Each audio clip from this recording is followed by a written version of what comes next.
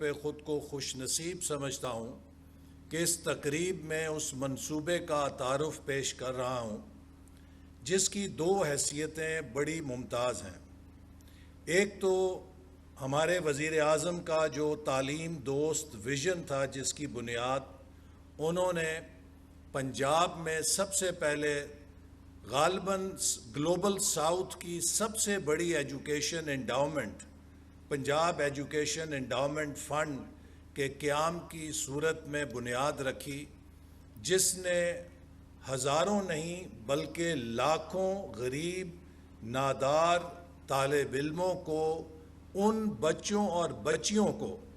جو کبھی زندگی میں اعلیٰ تعلیم کا خواب نہیں دیکھ سکتے تھے، انہیں یہ موقع اور سہولت دی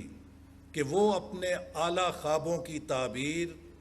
اسکالرشپس کے ذریعے پاکستان ہی نہیں بلکہ دنیا کی بہترین یونیورسٹیوں میں تعلیم حاصل کر کے پوری کریں۔ اس کے بعد آپ نے دانش سکولز کا ماڈل، مجھے یاد ہے کہ اس وقت بہت ہمارے جو سقراط اور بقراط ٹی وی پر بیٹھ کے